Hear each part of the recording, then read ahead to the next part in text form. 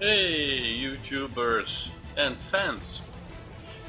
In this video I want to take you by the hand and investigate how the not very well developed brain perceives the world around them.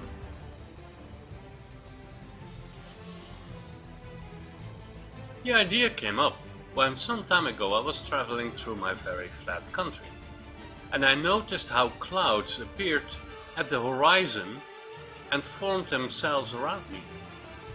What I saw was almost a heavenly revelation. It made it absolutely clear that we live on a globe. I could feel the shape by just looking at the clouds, and me moving for hours below them.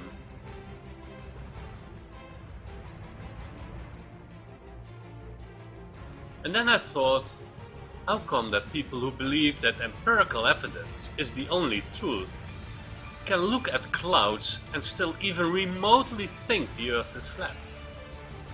What goes wrong in a brain when you look at the sky and still think the earth is flat? Well, let's continue the search we started with part 1 and let's investigate.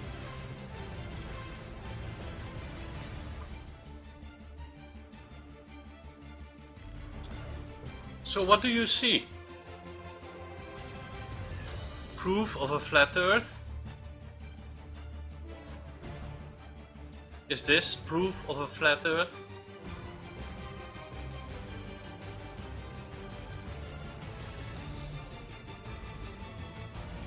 Last time we showed that empirical evidence means that if you have no frame of reference, if you lack the skills, if your brain is full of nonsense, then empirical evidence is worthless.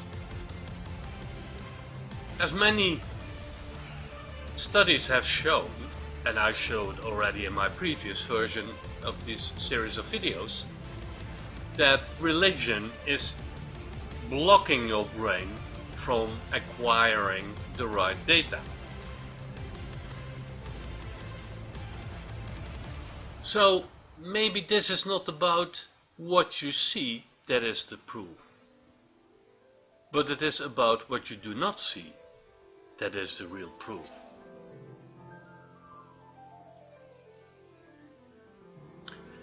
Empirical evidence, as we said the last time, is the data on knowledge, also known as senses experience, and which is a collective term for the knowledge or source of knowledge acquired by the means of the senses, particularly by observation and experimentation. However, we have seen that experimentation is lacking in every flat earth video or argument. So they do without. So shall we do some experiments together? First, we need to understand whether clouds are just an occasional manifestation, or whether the absence of clouds is actually a rare event. So please have a good look at some of these weather stations pictures and see whether you recognize the overall message they bring.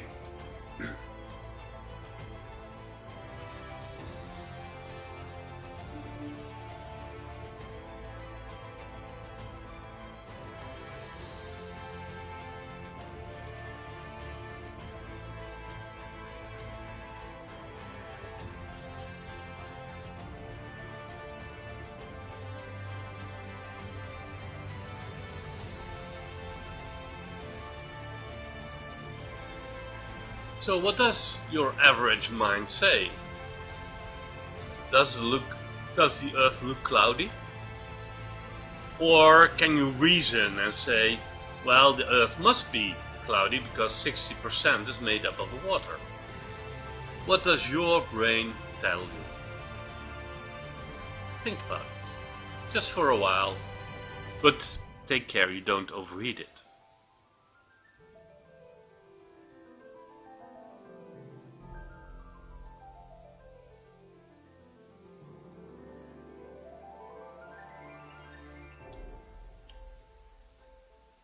So why only observing is wrong, as we said before in the previous video?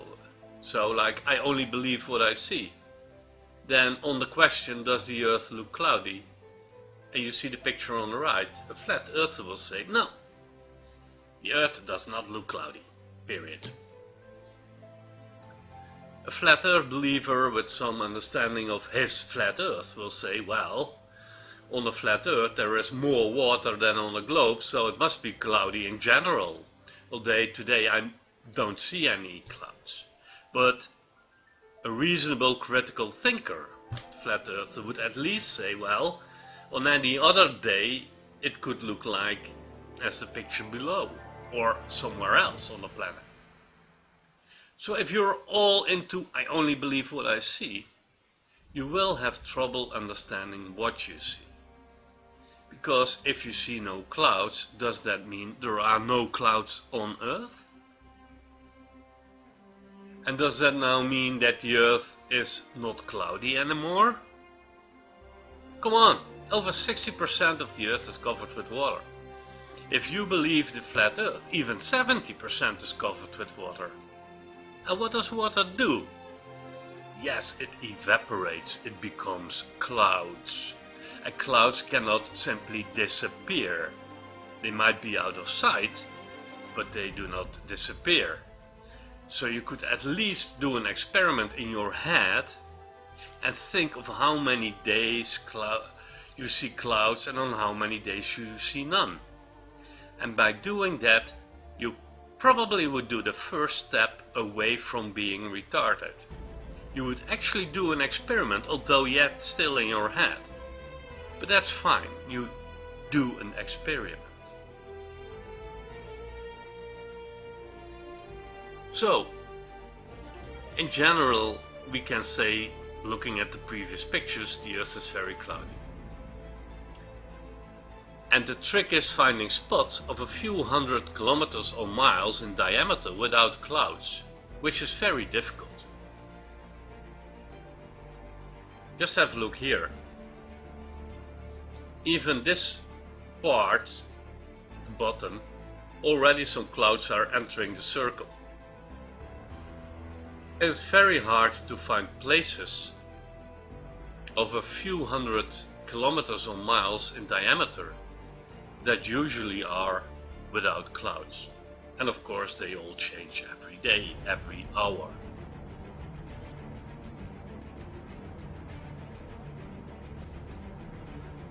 So this is one experiment. We can look at cloud pictures from above.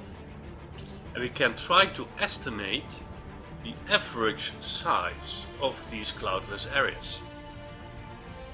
And I think by now we all, flat earthers and globers, will agree, flat or not, Earth is cloudy. It is actually so cloudy that it is hard to find larger areas where there are no clouds.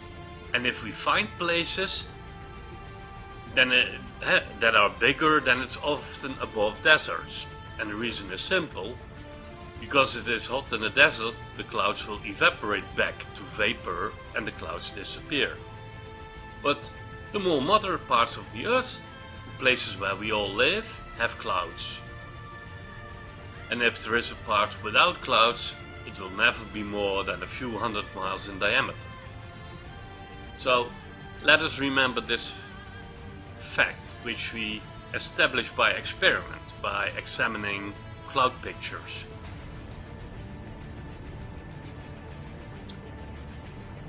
So, why do you never wonder when you see a cloudless sky? Why do you never wonder, where did all the clouds look? What does that really mean, I see no clouds? Please take a moment to think about it.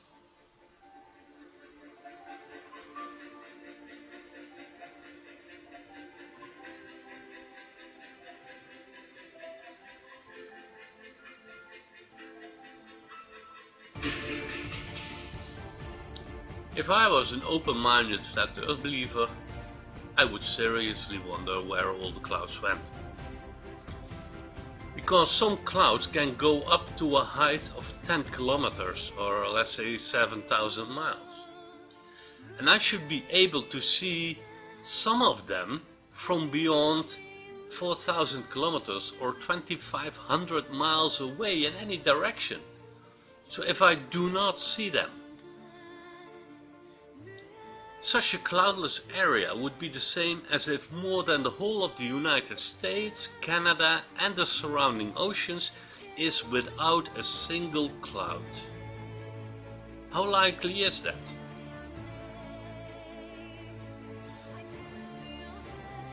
I know it's quite a claim, saying that such a cloudless day means there is no cloud within 4,000 kilometers, when we just saw that finding cloudless parts of 400 to 600 kilometers is already a challenge.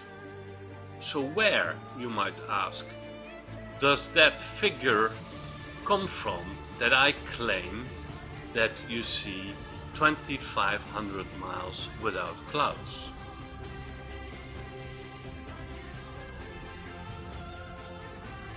Again, the question is this proof? Is this proof of a flat Earth because it is what you see?